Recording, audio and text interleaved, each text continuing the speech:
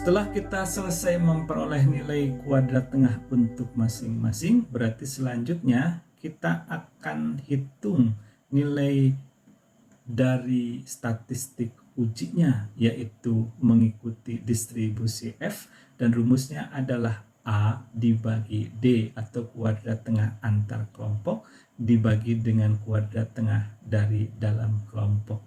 Kalau teman-teman hitung, ini adalah nilainya 10,83 dibagi 2,01 atau sebesar 5,40. Nah, teman-teman, untuk memastikan bagaimana hasil pengujian kita ini, apakah F hasil hitung kita ini dapat mengakibatkan hipotesis nolnya kita terima atau tolak, maka kita harus bandingkan dengan nilai kritis yang kita peroleh dari tabel distribusi F. Mari kita lihat tabel distribusi F-nya. Kita perhatikan untuk titik kritis distribusi F dengan alfa, katakanlah kita akan ambil 5%. Dengan derajat bebas nu pertamanya 3 dan derajat bebas nu keduanya 30. Kita perhatikan bahwa F tabelnya akan dinotasikan menjadi F alfa nu 1 dan nu 2. Berarti dengan data ini kita akan cari F 0,05 dengan derajat bebas 3 dan 30. Kita perhatikan di atas untuk nilai 3 berarti ada di sini. Kemudian untuk nilai derajat bebas kedua kita lihat di pinggir, yaitu dengan derajat bebasnya 30. Kemudian kita perhatikan 0,05 di sini dan kita akan mendapat nilai kritis sebesar 2,92. Maka dengan demikian untuk F tabel dengan taraf signifikansi 0,05 dengan derajat bebas pertama 3 dan derajat bebas kedua 30, diperoleh nilai kritis dari tabel adalah 2,92. Kalau kita perhatikan dari hasil ini, kita peroleh angka tabel adalah sebesar 2,92, dan kalau kita bandingkan, ini hasil hitungnya 5,40, berarti karena F hitung lebih besar dari F tabel tadi, maka kita akan simpulkan bahwa hipotesis nolnya akan kita tolak. Atau dengan kata lain, paling tidak terdapat satu tanda sama dengan yang tidak berlaku. Berarti dari keempat kelompok ini ada paling tidak satu kelompok yang memiliki rata-rata berbeda. Kalau kita perhatikan rata-ratanya ada 5,44, 5,55, 4,28, dan ada 7,09. Ini yang dihasilkan dari analisis of variance yang sudah kita lakukan dan menghasilkan kesimpulan bahwa di antara kelompok ini ada nilai rata-rata yang berbeda.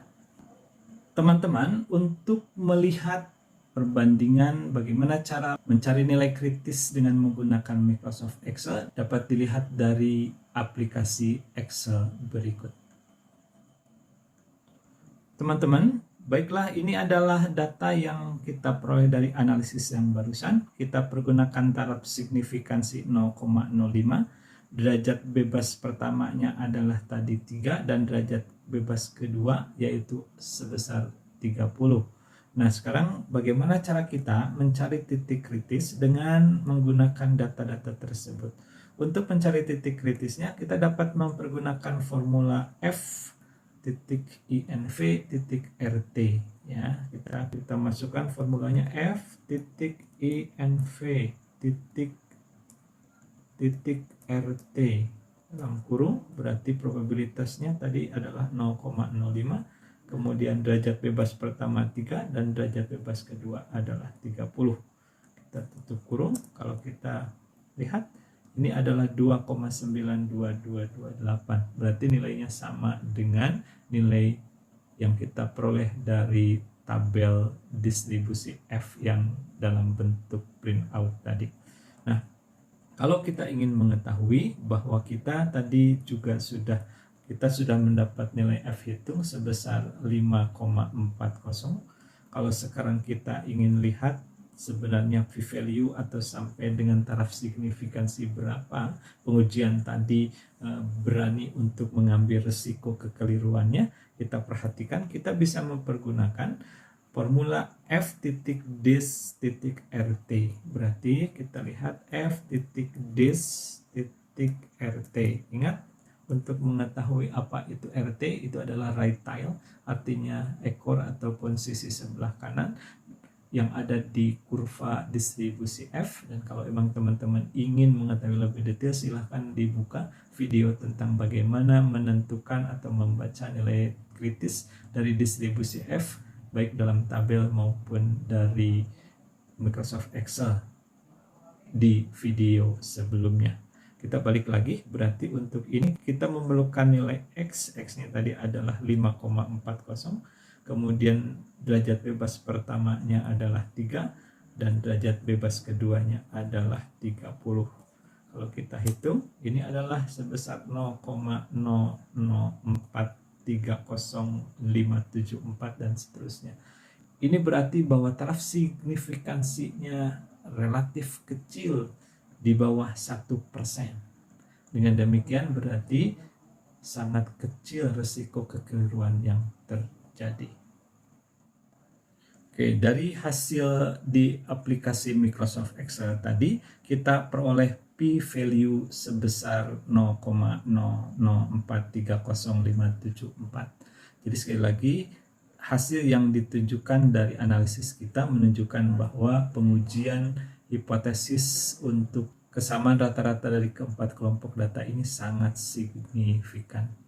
Nah teman-teman, jadi sebagai resume, mari kita lihat bahwa dari hasil pengujian dengan menggunakan teknik ataupun analisis of variance ini, kita akan dapat menemukan hasil diterima H0, berarti kita sudah selesai melakukan pengujiannya. Dengan demikian, kesimpulan dari pengujian kita adalah tidak ada satupun kelompok data yang memiliki rata-rata. Namun juga bisa mungkin kondisinya ditolak, artinya H0 kita tolak. Kalau H0 ditolak berarti kita harus mengadakan uji lanjut. Karena apa? Karena ketika kita menolak H0, maka yang diterima adalah H1. Pernyataan H1 tadi di depan adalah paling tidak satu tanda sama dengan tidak berlaku. Maka di uji lanjut ini kita akan menentukan kelompok data mana yang memiliki rata-rata yang berbeda. Itu yang akan kita buktikan dan akan kita bahas di video yang lain. Oke teman-teman, mudah-mudahan semua yang sudah dibahas menjadi ilmu yang barokah bagi kita semua. Dan jika memang dirasakan manfaatnya, silakan untuk disebarkan kepada teman-teman yang lain. Mudah-mudahan dengan cara seperti itu, ilmu yang kita peroleh ini menjadi lebih barokah. Mohon maaf kalau ada kesalahan penyampaian. Terima kasih banyak. Wassalamualaikum warahmatullahi wabarakatuh.